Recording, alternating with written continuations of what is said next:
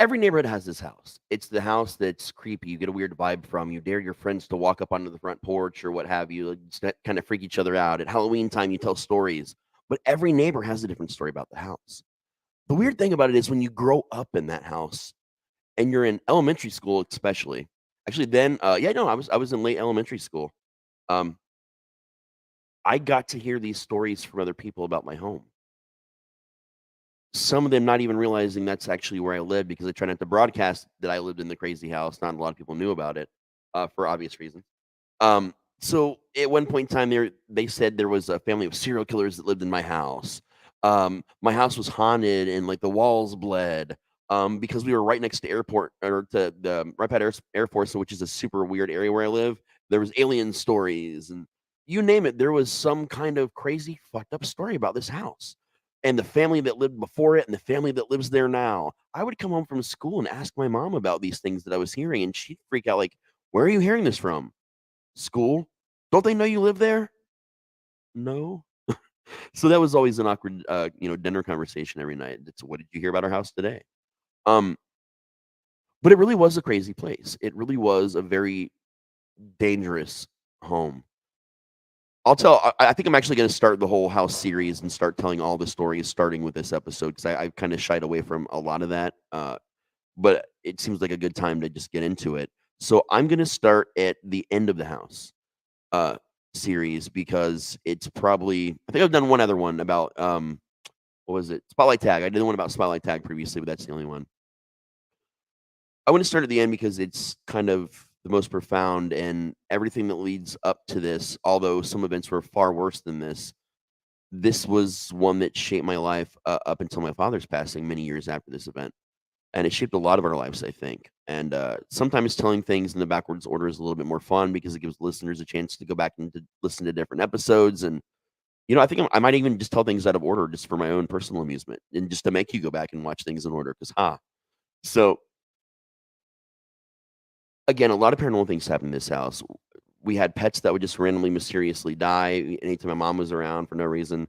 We had, incidences with building box forts. We had shadow men. We had creatures in the woods nearby, missing children. I mean, our neighborhood, our very small portion of neighborhood, uh, ah, our neighborhood, which is a very small portion of our town, was probably the most fucked up place in all of Riverside and into the surrounding cities actually. And no one knows why. I mean, it's not Native American land. It's not, no more people than usual have died than anywhere else in the world. So there was never like anything that you could fundamentally just point your finger at and say, oh, well, that's the problem and that's what it is. Or, oh, you have creaky boards. Oh, you have leaky pipes. It was none of that. Everyone in my family was either an automotive mechanic or did some kind of construction or home construction or a combination of all the above. So when there was a sound we couldn't identify, they went under the house with flashlights. They, busted open some drywall. They fixed it. So these were not sounds of a settling house. Nothing we experienced there could have been explained by that. Um, my dad was out of town a lot. He worked for a company that basically built assembly lines and entire setups for other warehouses and companies. So he would, I think, go to probably China more than any other country. And this was during a time where he was out of town in China initially. He was also big. He was one of those fishermen that was on TV back in the day, like doing bass tournaments. He was the president of his Bass Masters Club. So even if he wasn't gone for work, he was out fishing. He had a hard time believing a lot of the things that we experienced. He claimed that he never saw anything. He never had any weird moments. And while it affected all of us equally, I tended to get a little bit more of the violent side of things. And it was always my dad saying, "Oh, well, I heard about this thing called night tremors. That's probably what it is. Or night terrors. That's probably what it is. Or you have an overactive imagination." Mom would say, "But I experienced it too." And he'd just be like, "Well," and he'd shrug and change the subject. So it's important to point this out because he never believed anything we said, anything anyone else said. His own mother had an experience there and he wouldn't leave her. So, like, he was very, very against any of this. And, my dad was 6'3", built like a biker. One look from him had you so terrified you'd wanna hide in the corner and piss yourself. Like, he was that guy. He was an angry guy. Um, but he also was terrified of horror films. Like, he wouldn't watch a horror film. He would have nightmares that he just couldn't stand it. So he was anti-horror. which was weird in our in my home growing up because he was the only one that just didn't participate in horror of any kind. So it made some sense that he would deny these things, but after a while, that denial got really difficult for him to pull off.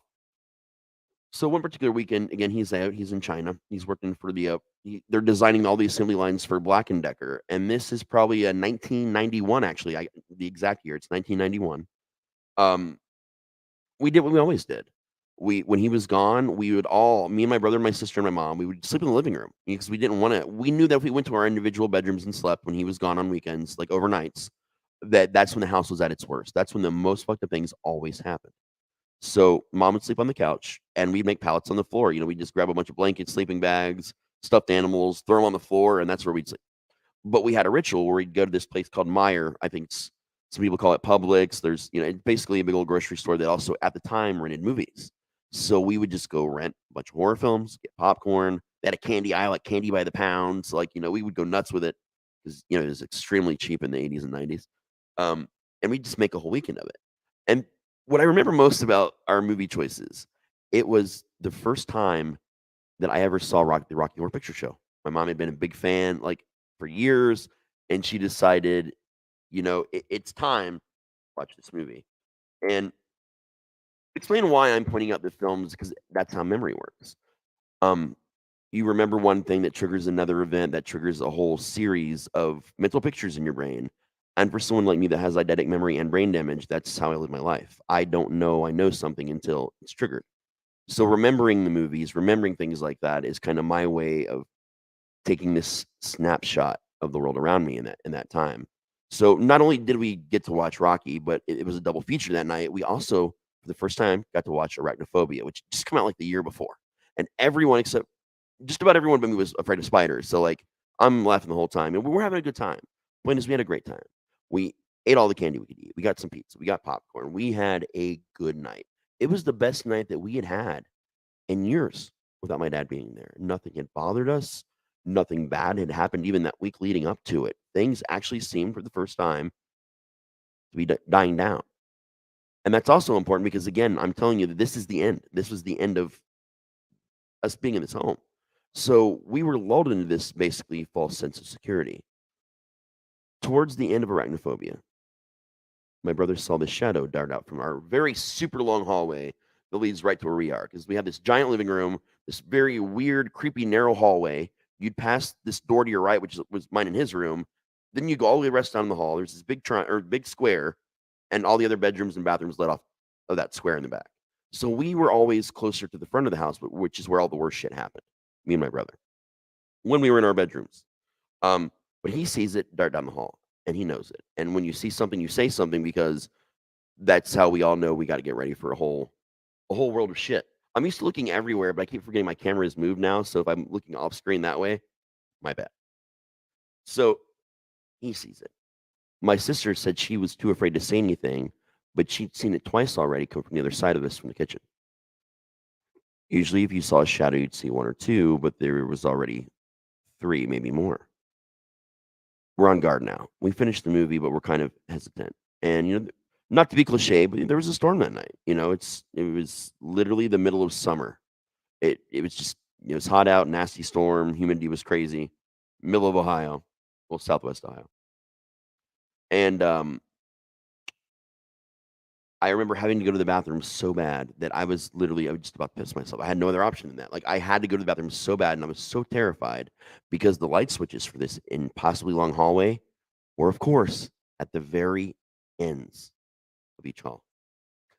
And I couldn't flip the one that was on our side of things because dad was in the process of doing some rewiring and he had not replaced those switches yet.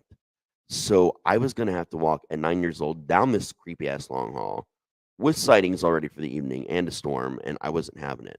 So my mom realizes that I've got this look of pain on my face. She finds out that I've got to go to the bathroom that badly. She's like, I'll take you, but we just have to keep our eyes open. So we walk down this creepy long ass hallway together. We're holding hands. We get to the end, the storm's starting to get a little crazier. You're seeing the lightning's brighter than the lights we have on even in the house. We get to the end of the hallway, and just as we get to the end of the hallway, the power goes out. So we can now not even switch on that creepy ass hallway light. There's no light to switch on. Um, I'm getting more nervous. Mom was like, "Do you want me to go in the bathroom with you?" And I'm like, "I'm 9, I'm a boy." I'm like, "No, mom, I'm cool. I got this." And luckily there was a window, like a high up window, so what light there was kind of outside. It wasn't completely dark. So she's okay, I'm gonna stand right here on the other side of this door. If you need me, just holler, don't lock it, I'll come in. Cool. I did as I was instructed. I did not lock the door. And as I went to go farther into the bathroom to the toilet, I noticed something just seemed really odd about the mirror. I glanced over, but it was suddenly fine again. I glanced away, and out of my peripheral vision, it looked like there was like two people like staring at me from the mirror. So my head jumps back and I look. It's normal again. Whatever. Active imagination. I know that's a problem with myself. So I go to the bathroom. I go to wash my hands, and I look up, and I am seeing the corpses of my brother and sister staring back at me in the mirror, just looking deeply into my eyes. Like if I had a soul, they'd probably be staring right into it at that point in time in my life.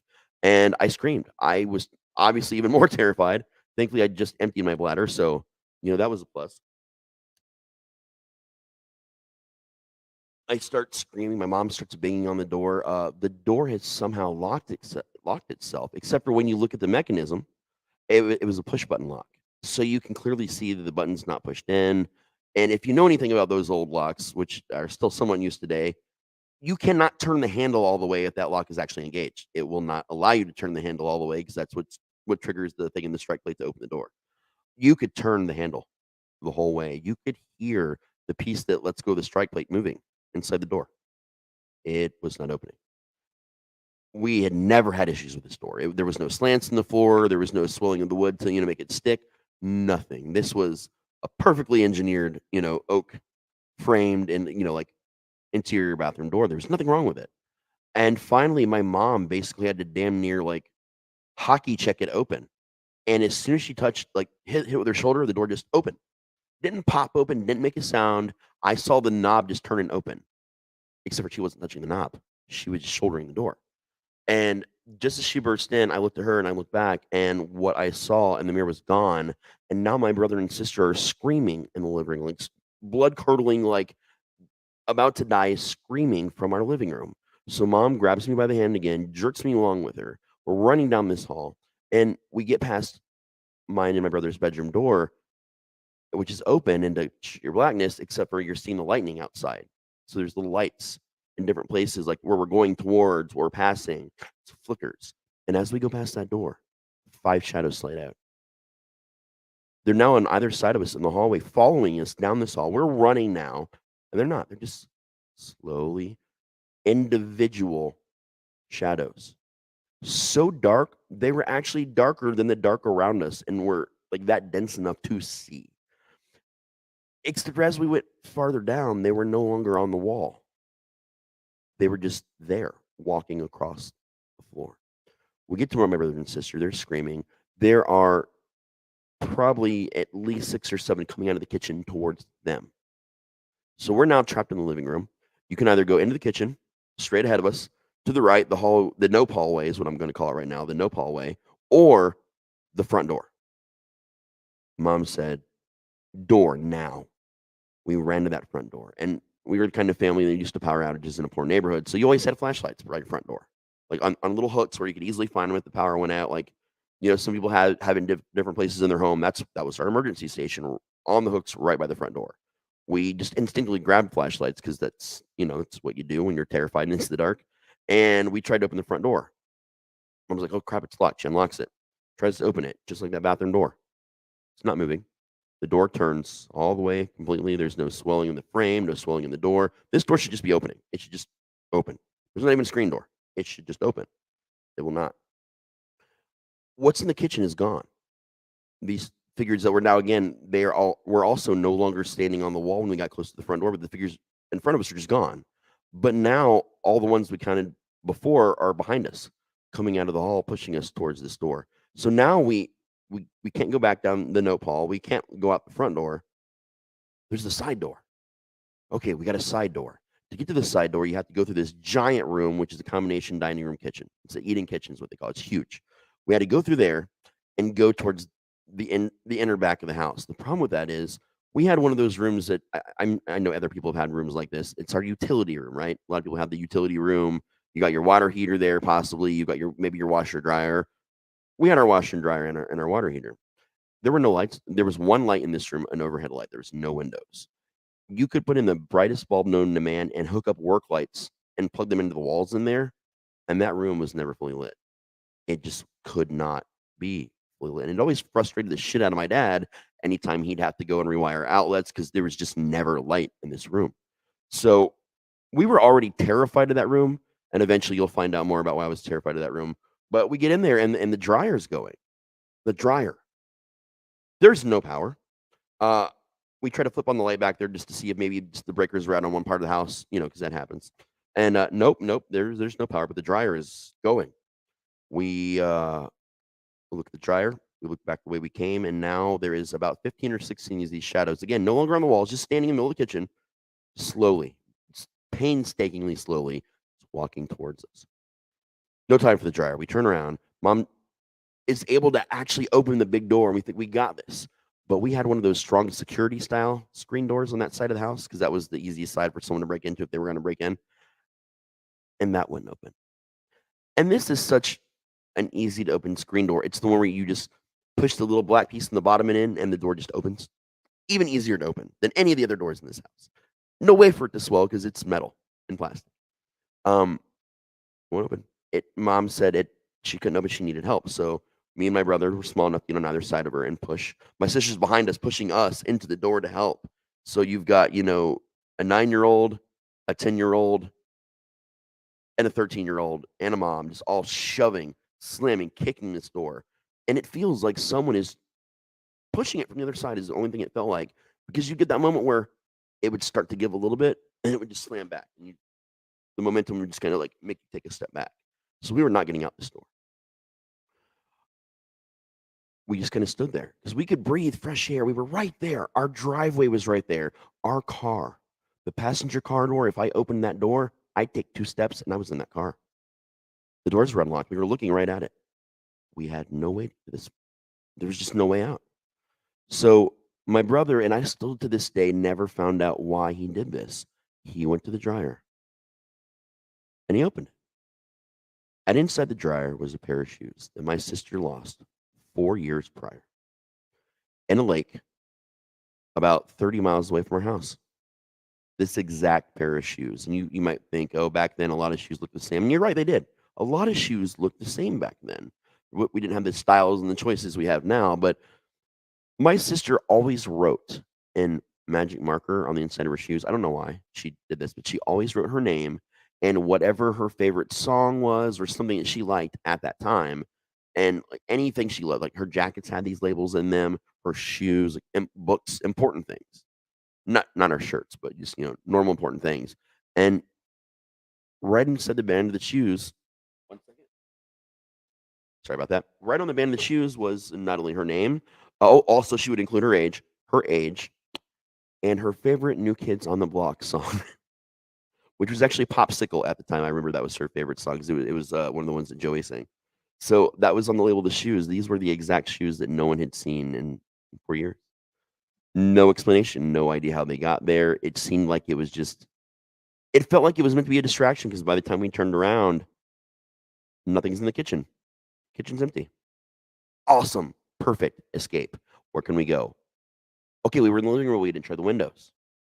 The ones in the kitchen weren't as easily accessible. So we run back into the living room and we see that the no-paw is still a no-go. They're still there. There's still plenty of them there. But once we go back into the living room, all the ones that I guess were distracting us with the dryer in the kitchen were now coming back out of the kitchen. So now were all. And we're looking up, and I'm a kid, so my number on this might be a little off because it seemed pretty overwhelming, but it seemed to me that there were probably close to 2 dozen of these things just standing in the middle of the room, like around the edges of the room, just watching us. Like if you see like Harry Potter, they'd walk down the corridor and you got your knight statues everywhere, but just replace the knights with freely standing shadows, basically. And it was like they were standing guard or sentinel over something, but being very menacing somehow. Although they never spoke, you couldn't see features. They were just there. Then slowly, they started moving in at angles around the sides of us to the point where now we're just seeing a wall of shadow. No matter where you turn to look, You see the ceiling just fine and the flashes of lightning, but you couldn't get to the windows anywhere. There was no way out. And this felt like it went on for an hour. But honestly, to a 9-year-old brain, in all reality, it was probably 2 minutes. If I had to be super real about maybe 2 minutes, 3 minutes at best. And before you knew it, we were touching each other. We were standing so close because we were completely boxed in by just walls of shadows. The closer they got, you'd hear but just whispers. But those whispers turn into words, unintelligible at first. And then I remember hearing my brother and sister just screaming, worse than they were when we were down the Nopal. My mom is sobbing and just screaming and crying. And I hear one phrase in my ear, it's, "You'll never be alone again." And then nothing. I blacked out. I woke up the next morning. They all woke up. We had like bruises, abrasions of handprints. I had a big one, like, right across my collarbone, one on my right side. My mom had one, over her mouth, and my brother and sister just kind of, kinda scattered around. I think my brother had one on his, left arm. My sister had one on her right thigh for some reason. But that's how we woke up and terrified, and we tried all the doors. Again, none of them opened. Mom grabbed the keys, and she said, "We're gonna break out through the big window." And the big window in our house you'd think would be in a living room, but we didn't have a picture window like a lot of houses did. For some reason, there was a version of a picture window in my parents' bedroom. So we went to the window. Mom was like, "Let's try it before we break it," but she literally grabbed one of Dad's spare tire irons that he kept in the utility room. She was just going to break the window. She had to, but we tried it, and the window opened. We tried other windows. Just we were just so flabbergasted about why the doors wouldn't open. No other window would open. Only that window, which led right into our backyard. So we opened it. We hopped out. It was, we were there's. It's only a one story, you know, home, so it's not like you're jumping out of a very high thing to go through the window. Like I would fall out of the window, and like I think I'd fall a foot maybe before my feet touched the ground. So we got out, went to the car. We went to my her mom's house, my grandma, her mother, and who did not like our house, who had had very many bad experiences in there. Her sister had had bad experiences there. Most of our side of the family had had bad experiences in that house. So she's like, "Stay as long as you need." We stayed right up until my dad came home. We all, as a family, like we always did, we went, we got in the car, we went to the airport to pick him up. Dad was happy to see us. He brought gifts home from China. Oh, you got a kimono. Mom got some actual Chinaware that time, and I got those little clacky balls that you can spin around your hand. First set I ever had. Super cool. I loved them. Uh, we almost forgot how terrifying things were. Just getting gifts and seeing him, and then okay, let's go home. Except for we didn't drive home. Mom drove us to Granny's house, and my dad said, "Listen, I'm jet lagged to hell. I'm exhausted. I would like to go home." And Mom hands him the keys and says, "Good luck." What are you talking about? It's not like he could just call if he was gone for a weekend in China. It was very super difficult. Timing was just terrible. So if something bad happened, there was a way to talk, or to send messages or whatever. But otherwise, Dad just didn't call. So Mom had us go inside, and my grandma was trying to distract us, but we can clearly hear my mom and my dad fighting outside. They're arguing. Dad is tired. He's just tired of the bullshit. He's tired of us making up all these stories. If he ever hears a story from any of us again, there's going to be trouble. Like, I mean, there's threats. There's like, what the fuck is going on right now? It leaves with my dad getting pissed and slamming a car and driving back to our home. And Mom, she comes inside and she says, "We're going to stay here for probably a while. We'll figure it out." And we're kids. We're already terrified from what happened the night before. Now we had the highs and lows of getting gifts, watching our parents fight, and then we just kind of forgot about it. We played rummy. We watched game shows with grandma and with granny. We had a good time, as best as we could, I guess, in that moment. And then it was about a little after 3:30 in the morning. I hear a car door, and I'm sleeping on the couch in my granny's living room. And I woke up first, and I went to the window. Hey, that's our car. That's dad. Actually, it was a truck. That's Dad's truck.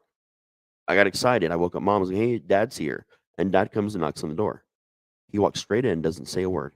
He sits on the couch, and his face, I've never seen anyone that pale in my life. Certainly not a man who is, primarily Sicilian and Cherokee. We don't get pale.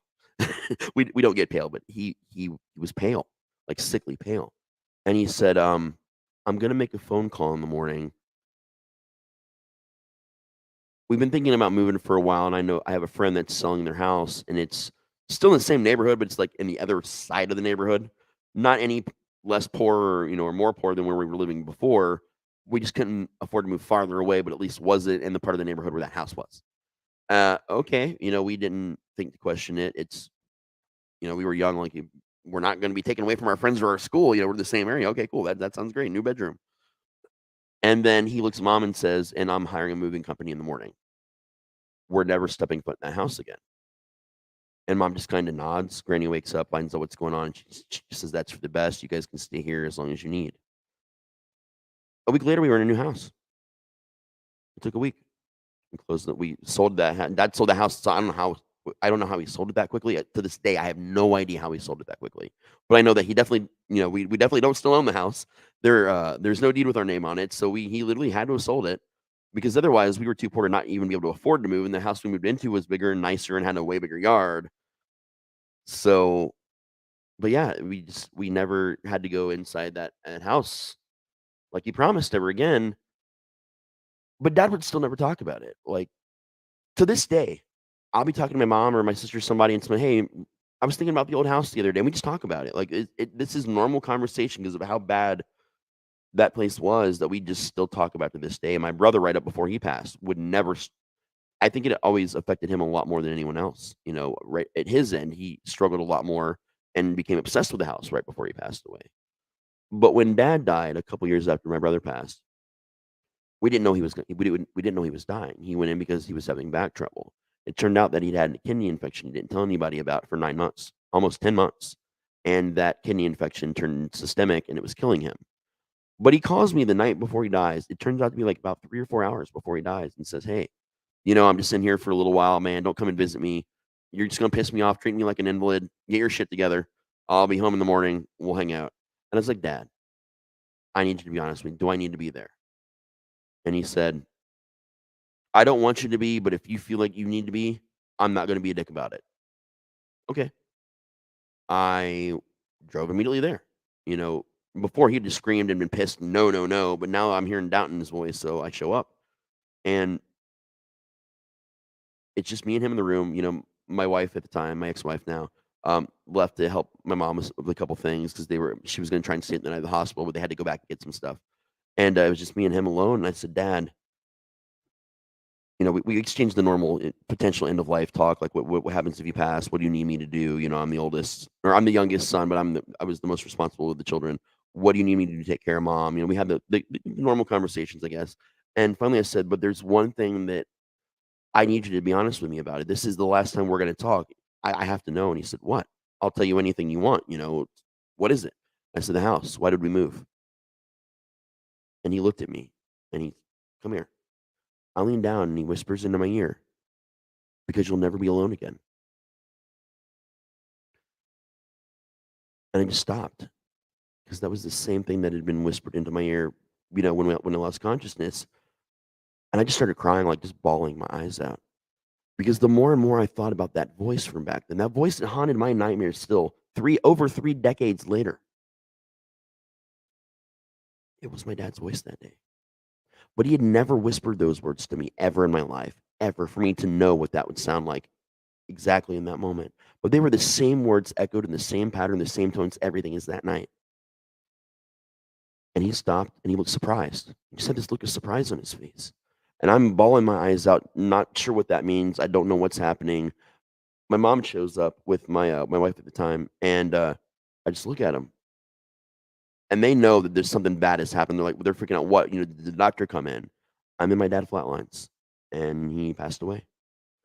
And it was the hardest thing now is still not knowing what that meant. Why did I hear his voice so many years, decades earlier, his exact voice, and the same exact pain, the same exact confusion, the same exact words, "You'll never be alone again." And now, and I'll never know. I'll never know. And that's the sad part about it. I'll never know why that happened. I'll never understand it. And I still drive by this house. It's in the neighborhood I grew up in, man. It's still in the same part, the other half of the neighborhood my mom lives in today still. Every time I go there, I've got to drive past it. I've got to see the playhouse up on the stilts that's in disrepair in the back. I've got to see the cracked driveway, the old broken bricks that make up the whole exterior. And I got to think about what's in there. Who lives there now? Because a new family lives there, sometimes more than one a year. And that was 1991, and still multiple families sometimes live in this home a year. It's still always on the market all the time. I keep thinking to myself, "What if one day I go back? What if one day I can, pick up a flyer and do an open house, or would that would it still all be there? Would I walk in that door and see all of them just come out and greet me? Would there be a handshake, a slap in the face? Would there be some proof that I was just absolutely insane and none of this happened? And every day I live with that. Do I go there? When I see it for sale, do I put in an offer? Should I live in this house again? And that's the biggest thing is I think I would live in this house again if I had the money and the opportunity because this house calls to me like nothing has ever called to me or ever will. I can live in another state and a half for periods of time, but I always come home. And I think, oh, because Dayton's a great place to live, the cost of living is so low, there's so many opportunities, there's horror, there's all these things. But I don't think it's any of that. I think it's that house. I think that every time I start to get just a little farther away, that house finds a way to call me back home. So I think, yeah, I think I'd live there again. I think if it came up and I had the money, I think I would buy it. It's not even to live there so no one else had to live there again.